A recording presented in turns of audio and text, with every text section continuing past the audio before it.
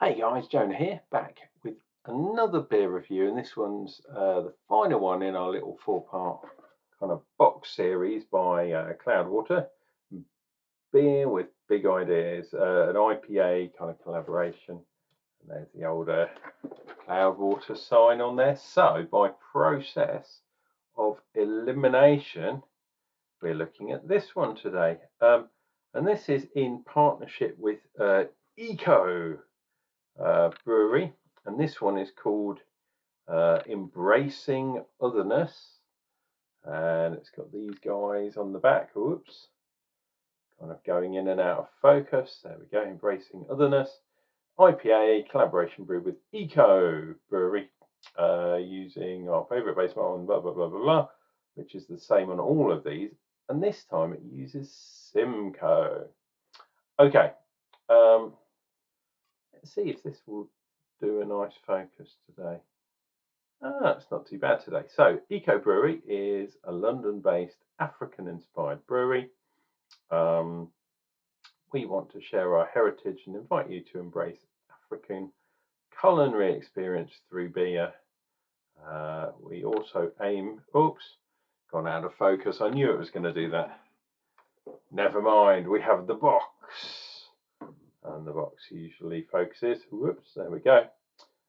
We aim to inspire people from minority groups to be entrepreneurial in areas where they're underrepresented. We also support charities that shine a spotlight on issues that impact the brewery. So, are they kind of implying that in the brewing industry, ethnic minorities are underrepresented? Why am I having problems with that? Kind of sounds like they are, I guess, without saying it. Interesting. Anyway, Simcoe hops. I quite like the green part of Eco. Eco, obviously, or Echo, perhaps.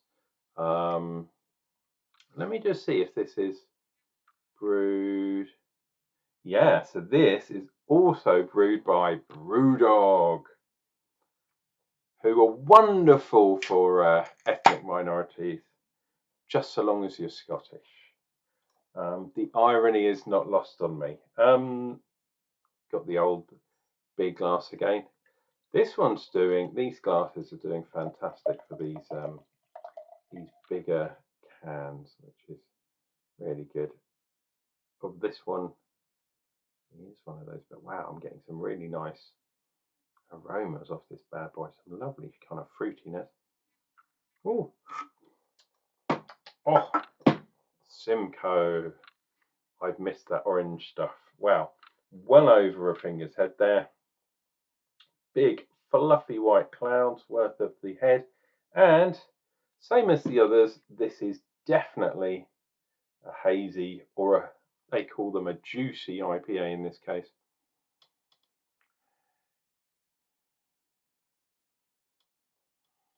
Yeah, you're getting that kind of orange, maybe sort of mandarin kind of pithy kind of aroma, which will probably come forward in the taste as well. We'll see.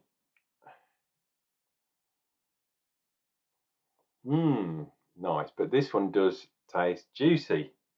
It's a real shame that it doesn't say like any of the other hops that they use on the can, or what the kind of ingredients is, but it's beer, so got a rough idea of what's going on here. Guys, cheers and beers. Don't know about you guys, but it's been raining. It's been bucketing down here for the last few days. So yeah, summer has gone, although it's still quite warm temperature-wise. And I don't like that kind of tropical thing. I'd rather kind of a nice dry, or even a nice cold, well, even when it's cold, a nice dry kind of thing.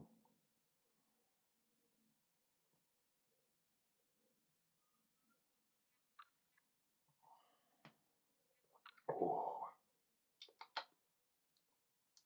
wow. Yeah, I'd say this one is the juiciest of the lot. not a superb bitterness, but your palate is washed with like orange kind of flavored fruits. So those kind of segmented fruits. I think I'd include maybe grapefruit in there, or this, although this isn't, maybe a tiny bit of kind of grapefruity kind of stuff on there. Perhaps melon too. You know, those kind of fruits that group together. Really nice. It is also not as sweet as previous beers have, especially the one yesterday.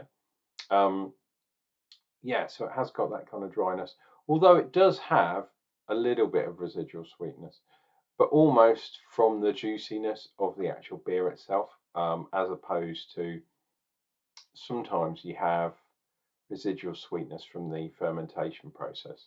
This doesn't have that, so very zesty, yeah, and those kind of things.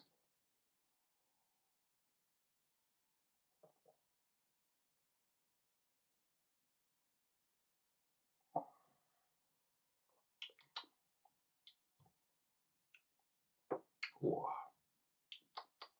I'm not, I mean, I'm not 100% sure how this beer represents African communities, from a beer point of view, from a marketing point of view, from a business point of view. Okay, maybe from an actual beer point of view, don't know. This reminds me more of kind of tropical flavors, as opposed to traditionally African flavors, but maybe I'm wrong. Could you have this with African cooking? Oh, 100%, definitely.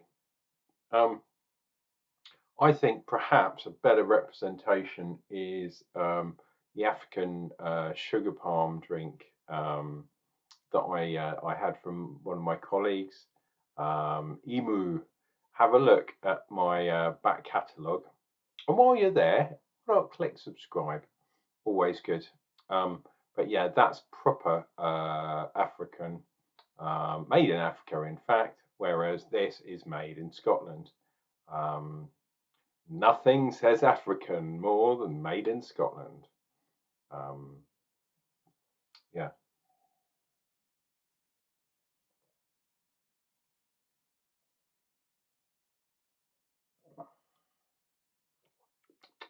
I'm also getting a little bit of kind of other tropical fruits now, that sort of mango, papaya kind of thing. So it's not all about the juicy fruits, made to make your mouth water, as they used to say. Um, but yeah, this is quite a lovely beer, actually. The sweetness is beginning to build up now. So although it's juicy, this beer, I don't think you could have too many of these. You couldn't really session these. Well, it's a 6% beer anyway, so you're probably not going to session them anyway. But yeah, I don't think you could drink this all night without you getting pretty bored, to be perfectly honest. So let me do a nice shot, something like that. See what we get. I think this is a good, yeah, really nice solid beer. Is it amazing? No, because the beer industry is saturated at the moment, in my opinion anyway, with hazy beers. It is on point, it is on trend, the same way as, say, 10 years ago, West Coast IPA, the real bitter ones, were really on point, really on trend. So the trends kind of come and go. Maybe to be more focused on African, I might, I mean, it has, I don't know if you noticed, but you look at the background of the can, there is a picture of Africa there. And I'm not sure if the location of that sign is where they are in Africa. I don't think, oh, and it's cut the side off. So those proper West African countries, you've been cut off, mate. But that is the and right on the side there on the east, you've been cut off. The south hasn't, which is cool, and a tiny bit of the north has been. So bad branding in the picture of Africa there. Maybe it would be better to use some nice African colours, and perhaps some African symbolism. Doesn't have to be from African sort of, like Egyptian or something. Maybe a Nancy or something like that. Some proper African heritage. After all, we all come from Africa at some point. Just depends how far back you need to go to get there.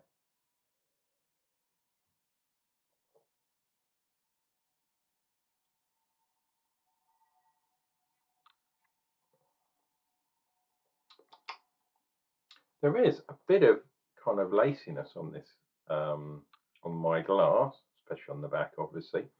So I would not be at all surprised if there were some extra adjuncts in there. Wheat oats, the usual suspects, in addition to the malts that they've used. But unfortunately, I can't tell you any more because the packaging and the box, well, the box is part of the packaging, does not say what is in there at all. But I would say, if you can get hold of one of these, I don't know if they're doing this anymore because, like I said, this is slightly older. I think I got a discount on this. So I think 4 cans, if I remember right, they were going for something like 8 or 9 quid. Because it was the end of the run. I think I got this for a £5, and it was an absolute bargain because 440 cans. Okay, admittedly, one of them was only 0.5%. But even three 6% beers for like £5. I think it was 5, might have been 6, £5 or £6. A couple of quid each. That's pretty good. And the packaging gives you all the blurb, which is all cool. Nothing much on the bottom, but on the top we've got the Cloudwater Cloud, which is always cool to see. So I'm really happy that I found this one. The one that is kind of grabbing my eye at the moment, and yeah, I do have another video that I might upload later on today, because I've got a new supply of beers from Beer 52. So buying another one of these, I mean, I know it's only 4 beers, but don't forget I've got lots of vocation beers as well to get through. So I've got a shed load of beer reviews to do, and yeah, can I justify buying another one? I don't know. We'll see what happens. A couple of the other beer reviewers who I've been kind of watching avidly always order many more beers than you'd think, but I do get a really nice kick from having new beers, and then ones that I found that are absolutely fantastic beers I might buy on bulk, or in bulk should we say, like the winter ales I got with the special discount from St. Peter's that I got, St. Peter's Brewery that is. But yeah, if you want to see, go into the description of this video, you will see my Untapped account. What I've started to do is put the beers I'm drinking throughout, well, I'm doing it monthly at the moment, so you will see the beers I've had during September, but also you will see I've started a new thing which I've noticed a couple of other people have done on Untapped, but people aren't really doing on YouTube because it's hard to monitor really. But beers of the year. So every time I have a fantastic beer, I'm going to update that list on Untapped. So you can see the different beers that I've had during 2022. And perhaps at the end of the year, I might do a very small video saying what I think my beer of the year would be. Anyway, we've gone over 15 minutes just because I'm keeping an eye on things over on my my monitor just down there. This has been Unclejona, drinking all the different beers, or at least a good range of different beers, so you guys don't have to. You can separate the good ones from the bad ones. This one, I think it's definitely worth a go. Cloudwater from Manchester, I would say if you see a Cloudwater beer at your local pub, definitely try it, because I would say the certain breweries, Vocation is another one, Siren is another one, where their quality is always really, really good. Um, so yeah, Cloudwater is definitely a brewery to watch if you haven't done so already. I mean, they've won loads of different awards. But yeah, if you see Cloudwater as a guest beer in your local pub, definitely have a pint of Cloudwater. And when you do, remember that it was Unclejona that suggested it. Okay, guys, you take care of yourselves. We'll see you next time for more beer. Cheers.